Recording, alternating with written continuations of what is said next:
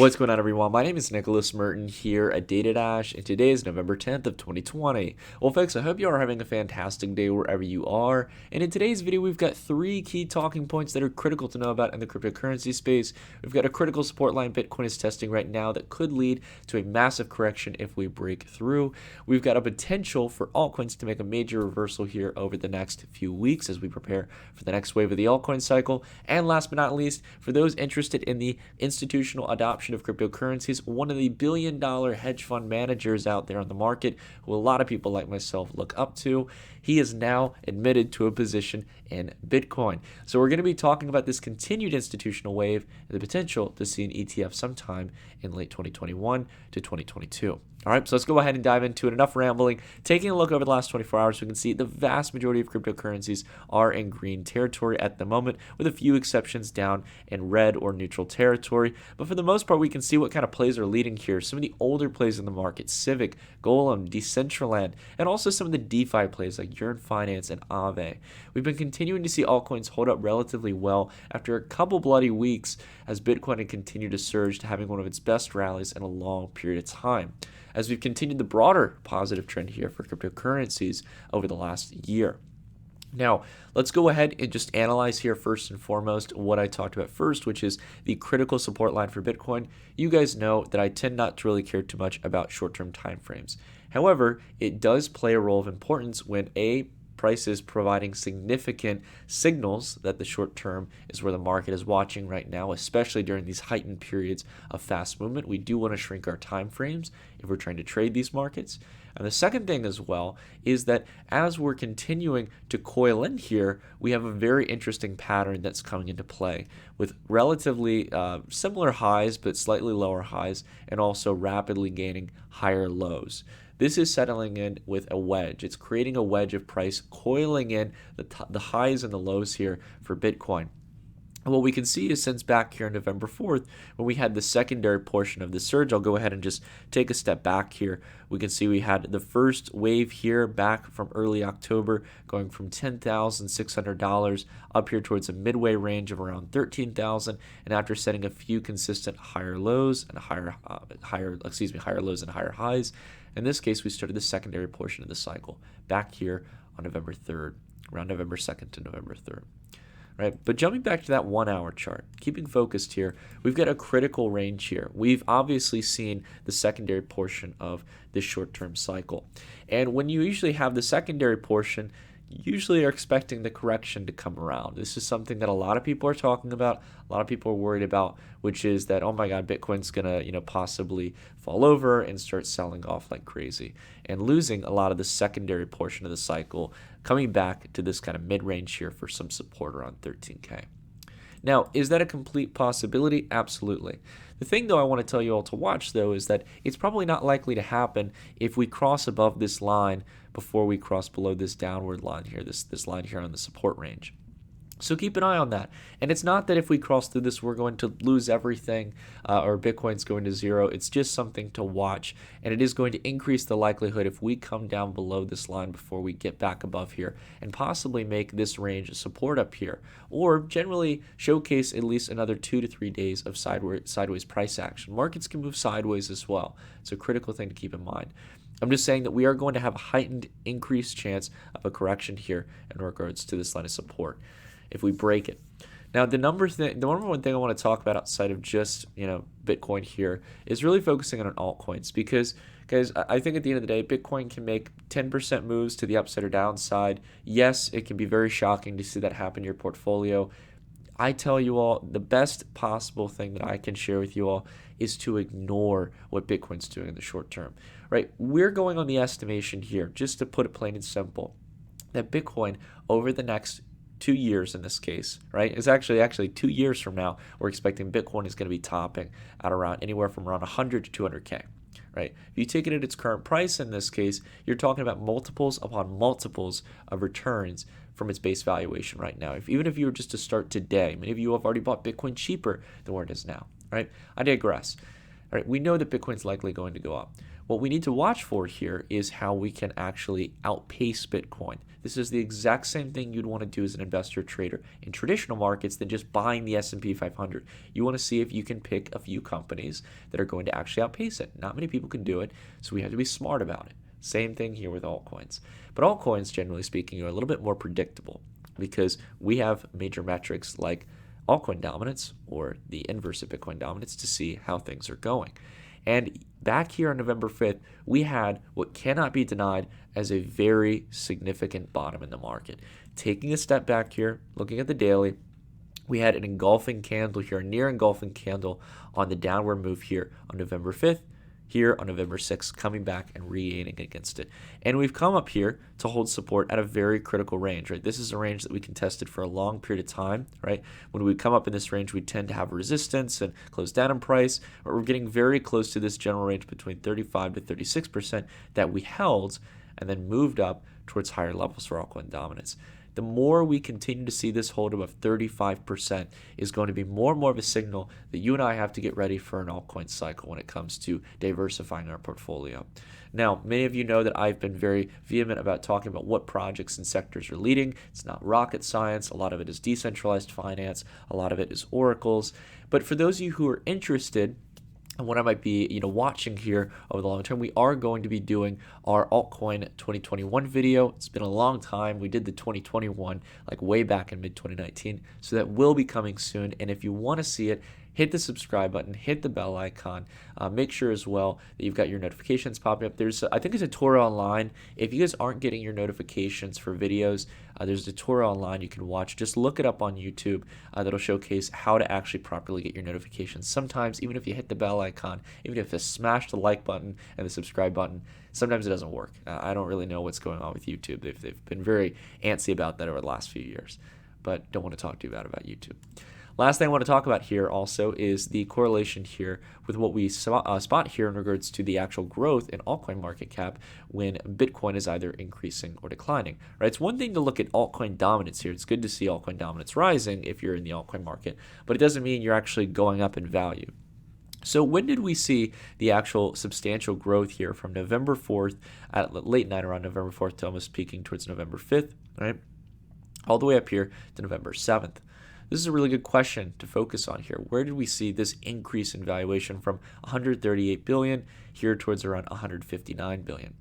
Well, we peaked out here, if we take a step back, this time range, right? Well, we peaked out here on November 7th at 3 on the time zone that it's using. If we take a step back here, it's right back here. Let me see if I can get the actual time frame here. I have to scroll across. Right around here. So what does this tell us here, right? This is where we peaked out in altcoin market cap. Nothing too interesting was going on with Bitcoin here. So what's the catch? The catch here is that we had increased liquidity initially in Bitcoin. So Bitcoin led in the market here, right? It was outpacing altcoins. Altcoins during this time period on November 4th, early in the day, right? They were basically holding down this range, not seeing too many gains. Altcoins followed Bitcoin here. And we can see that when we have these increases and then we have sideways price action, liquidity is not really exiting the crypto market as we're going sideways. It's circulating back into other plays. Right? The buy orders are starting to go into other plays to make up for the decline in altcoin to Bitcoin valuation. So that's what we saw there in that case. And the whole goal here is that if we can maintain sideways here for Bitcoin, I'm not only going to be very happy because obviously Bitcoin is going to be holding sideways here. We're going to be basically being able to almost have like a bull flag here where maybe we have a few weeks of slight decline in price down towards maybe a big even like 15K or 14K, maybe even to come down and make this wicks here, make this new support. That would be the worst case scenario. And then after that, we continue to leapfrog up towards our Q1 target of Bitcoin revisiting 20K in Q1 of 2021. I think that would be a fantastic thing to do. And during that time, during that sideways period where Bitcoin's not really selling off like crazy, a lot of that liquidity is going to surge into the DeFi and altcoin space abroad. So that's what we're looking for here, guys. That's the play. And that's why I've been mainly exposed to altcoins here. Altcoins will play catch up. They outpace Bitcoin phenomenally well in every single cycle. You can try to trade the many cycles in between, but it usually doesn't pan out for a lot of people because many people are not good at timing the market. Plain and simple. We like to play it safe here and hopefully get multiples upon multiples in our investments. plain and simple. All right, so let's go ahead and talk about this news here that's really kind of, again, the next kind of Paul Tudor Jones moment for Bitcoin, if you want to put it that way. So this is a major billionaire hedge fund manager. This is, in this case, a large person, Stanley Druckenmiller here. Now, for those of you who don't know about him, he's one of the many major titans here that you would follow. Obviously, has been interviewed on a lot of major platforms like Real Vision. But even before them, Stanley has made a name for himself on Wall Street for a long period of time. Again, being one of the major billionaire hedge fund managers, you find these kind of calm, patient personalities that, aren't constantly selling themselves. They're not too confident. And Stanley, in this case, is actually a really enjoyable personality. If you haven't watched any interviews of him, I've been following for a long period of time, so I recommend that you check out some content on him. I think Real Vision's done some really good interviews with him, just kind of talking about his philosophy and investments. But he is now just recently admitted, in this case, who he recently was not only shorting the dollar, this is something that I think is really interesting, but that he actually has a net long position on Bitcoin. So he just came on CNBC on Monday, said that he owns Bitcoin, becoming the latest high-profile, ultra-high net worth investor to get the benchmark digital currency into their portfolios. So again, I think there's I love these kind of like summarized articles here. There's a lot of key bullet points to keep in mind. Though he says his position in gold is many more times larger than his Bitcoin allocation, Druckenmiller predicts his Bitcoin would outperform in the long term. So he does believe, much like Paul Tudor Jones, that when you're talking about the horse race here, as the analogy here, the race of the horses here, in this case, the different assets in your portfolio, Bitcoin is seen as a highly speculative, highly risky asset here that's still seen as kind of an emerging hedge comparative to maybe your other alternative assets like gold, and also your broader portfolio like stocks or properties or ETFs or bonds, right? It's something to add a bit more diversity and possibly add that little spark that can help you outperform the broader market if it does very well. And he said, quote, frankly, if the gold bet works, the Bitcoin bet will probably work better because it's thinner, more illiquid, and it has a lot more beta to it. So what he's basically saying is basically what we talk about here on the channel and what a lot of other people talk about as well. In this case, markets of scale. You have a lot of new room to grow here for Bitcoin versus gold. It's very difficult for gold, which is nearly right now at its current valuation anywhere from a $13 to $14 trillion market, to double towards a $26 or $28 trillion market. It's very, very difficult to get to that point. Bitcoin, on the other hand, which is sitting around, I think, 240 billion right now. I can actually pull the valuation here up on the market. Being the number one cryptocurrency, we can see Bitcoin is actually, it's around 283 billion. My apologies. So $283 billion here in this case. To double that is not that difficult. You don't need even much liquidity to get that going. And, we're looking at testing that price range sometime in 2021 to get to that valuation. And another quote as well he had is, it has a lot of attraction as a store of value to both millennials and the new West Coast money. And as you know, they have a lot of it. This is a very critical point here, guys. This is not only, just us putting our personal opinions here. It's realizing that as a whole, millennials, that next wave of money here, in this case, the next generation that's going to be collecting wealth eventually, is putting and favoring it in digital currencies versus in banks, traditional equities. People are getting smart with their money and they're putting it in crypto, broadly speaking.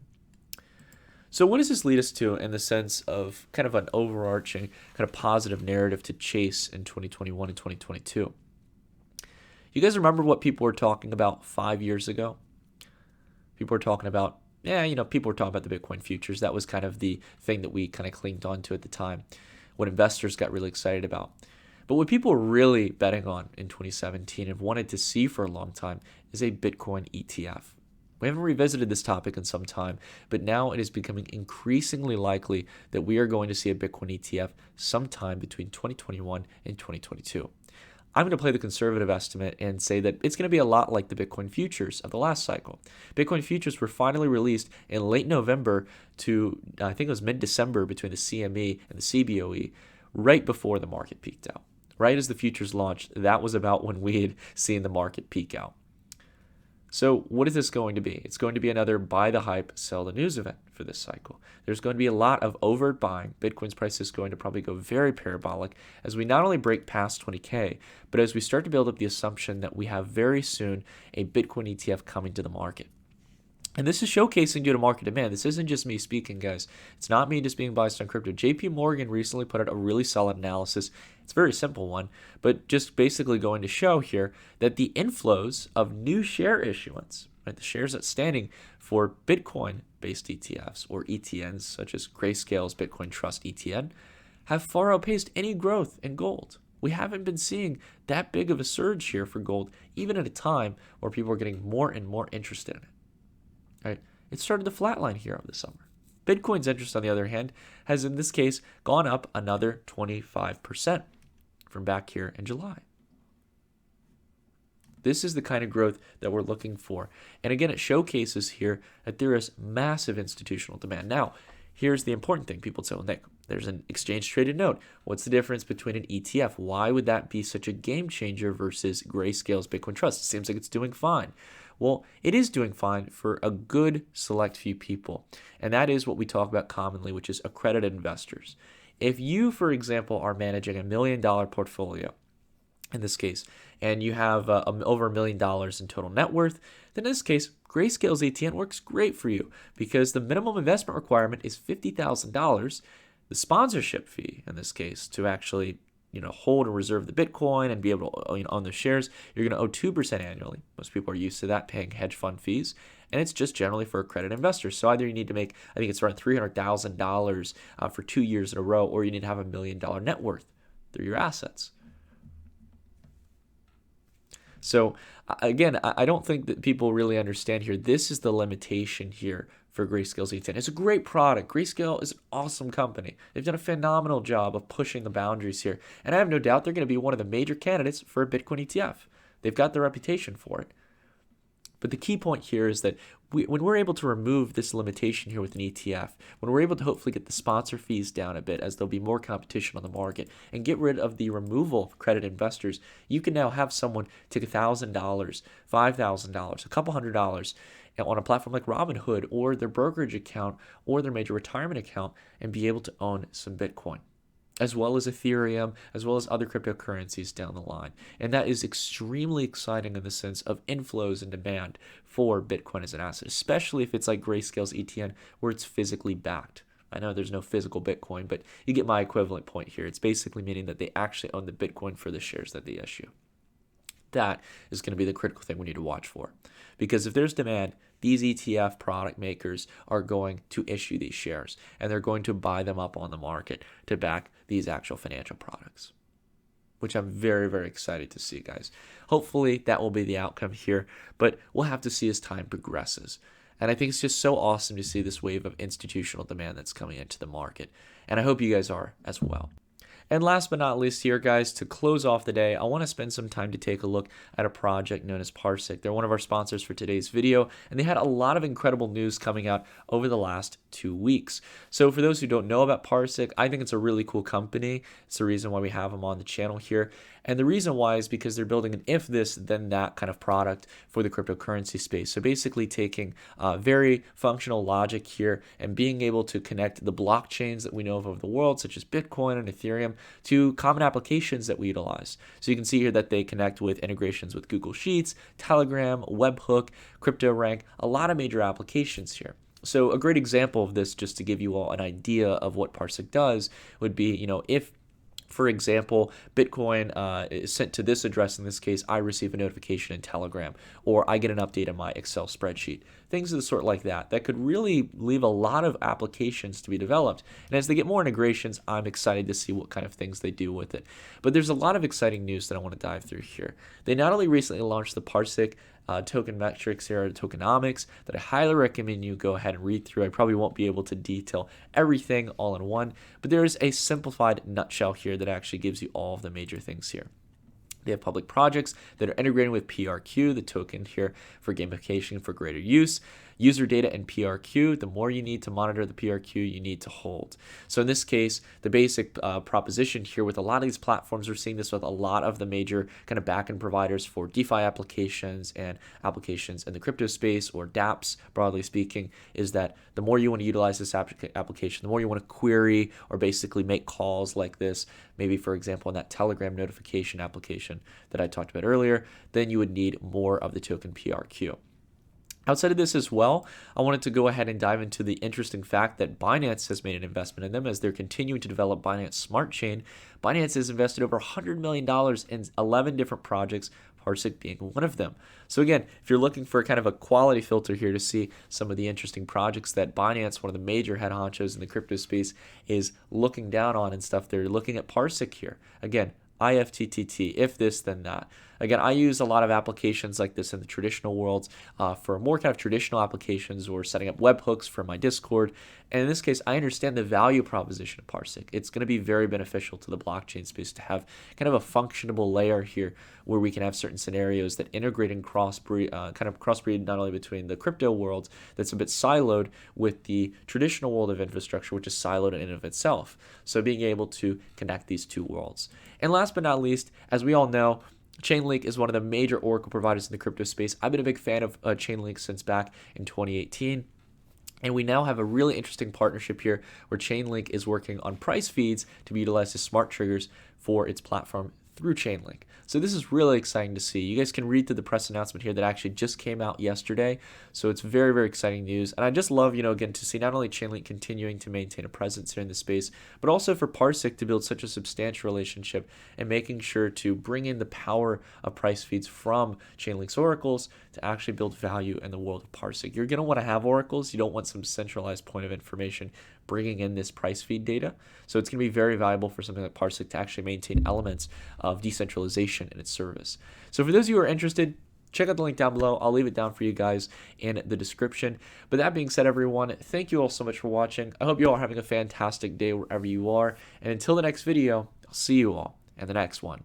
Take care, everyone.